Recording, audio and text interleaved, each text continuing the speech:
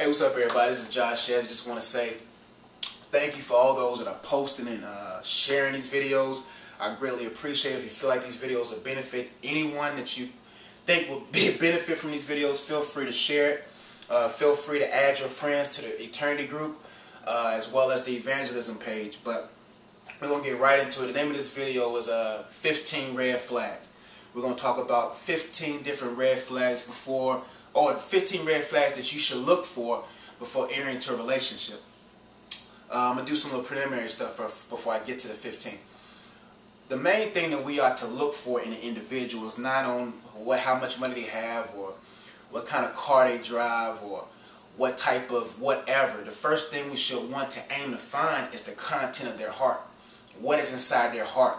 Because deception is evident when first presented. Anyone can deceive you once they first come into your life. That's why before you consider anybody, you have to ask yourself who sent you. Everything in this world just about is influenced by one of two things, either from good, evil, God, and Satan. There are influences. And these influences will draw people into your life. That's why you have to make sure you find out the content of that person's heart to see, is this person really the one that is being sent by God for me? And you can only do that through time. Time reveals the content of anything. Because anybody can play a part for a certain amount of time, but at a certain amount of time, that fakeness will break. So that's what we're going to talk about today. And like I said, time will always reveal what's hidden. Time will always reveal. So the number one thing you want to do is, before you enter anything, is to consider the time. But let's get right into it. God gave me a quote that says, infatuation is blind, not love. I heard the saying like love is blind. Love is not blind. Love is solid. Love is pure. Love is genuine. Infatuation is blind. If you get so caught up in the initial things of a relationship, that infatuation stage or that cloud nine stage could be that very stage that blinds you from these 15 red flags. And we're going to get right into it. The first one, if you see me looking down, I'm looking at my notes because I have 15 things and I can't remember all of them in my head. But like I said before, in one of my videos, is how you practice in your single life that will determine how you perform in your married life. So if you consider yourself, if you're producing some of these things, you might want to question yourself before you offer yourself to someone else, okay? The first one is 80-20. This used to get on my nerves a lot. It's like everyone always focuses on the 20% that you do wrong, but forget about the 80% of the things you do well.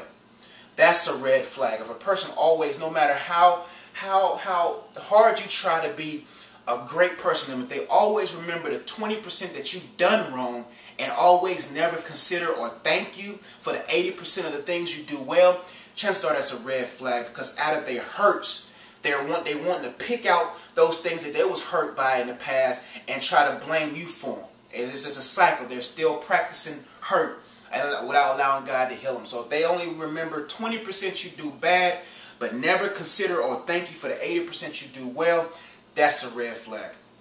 Insecurities is another one. Always look to find where they're insecure at, because usually where they're insecure at is the loophole or the passageway in which Satan can come in and use their insecurities to make you insecure. See, Satan always wants to break the security systems around each and every one of our lives. And the way he does that is through the insecurities of others or the insecurities of ourselves.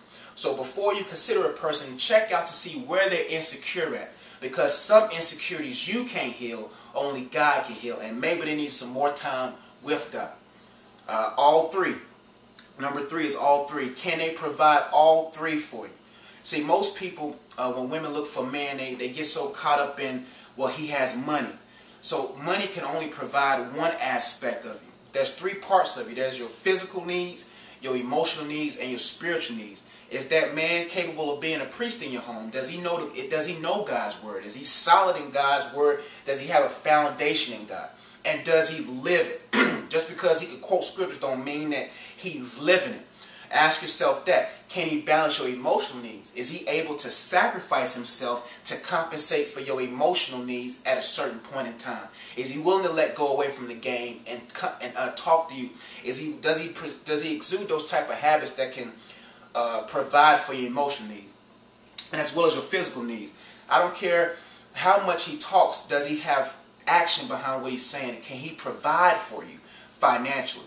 Those are the top 3 things you want to look for before you even consider a man in your life. Not just because, don't just look at can he provide for me physically, but make sure you check the other 2 as well. And women, fellas, make sure that she can provide for you all 3 as well. Can she provide, not necessarily physically as far as money, but is she willing to compensate for that sexual needs that you need? That's physical. Men need that.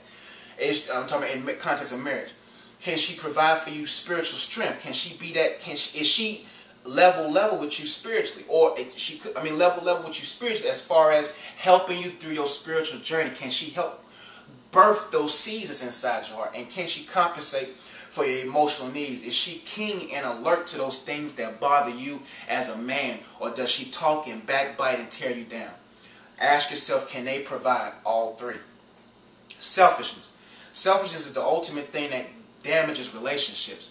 If that person exudes from there any type of selfishness as like they're always caught up on themselves, they always want to do what they want to do, they never want to sacrifice because they're selfish.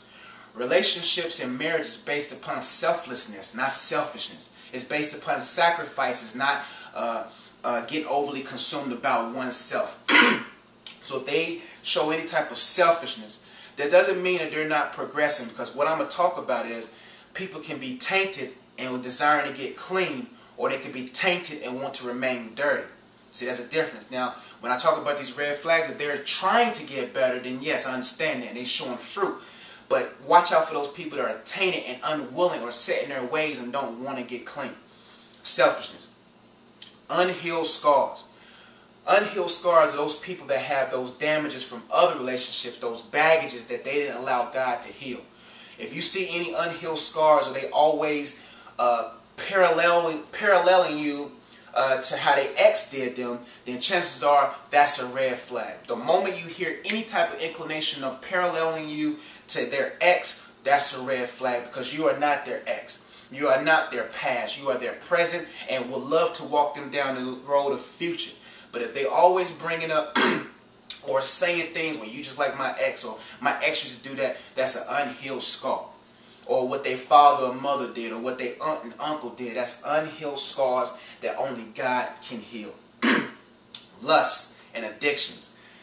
This is evident in most men, and I've come to find out in a lot of women too. But if they have any type of lust, if they're seeming like lust is their guide, if it's almost as if they look at you with a lustful look, if it's always about touchy-feely, if it's always about making out and doing that stuff, their love for you is contaminated by lust due to addictions to pornography, masturbation, foreplay, whatever it is. They haven't allowed God to heal that lust out of them.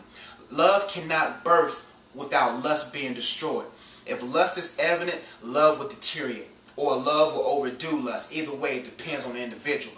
And if they're always exuding lust, they always want to get in your pants, they always want to talk nasty on the phone, chances are that's a red flag, because they only want you for lustful reasons or selfish pleasures instead of for who you are as an individual.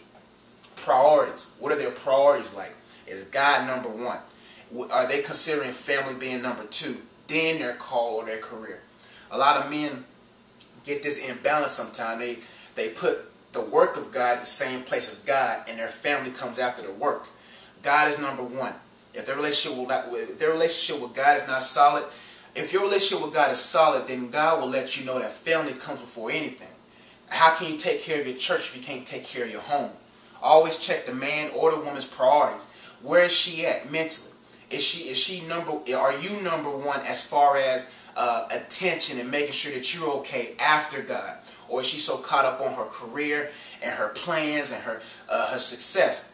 This is what gets on my nerves sometimes, is that many girls and many guys get so caught up in this future career thing that the thing that's the most important, which is their spouse or their significant other to be or whatever, deteriorates because their attention goes so much after their career, their call, and their ministry.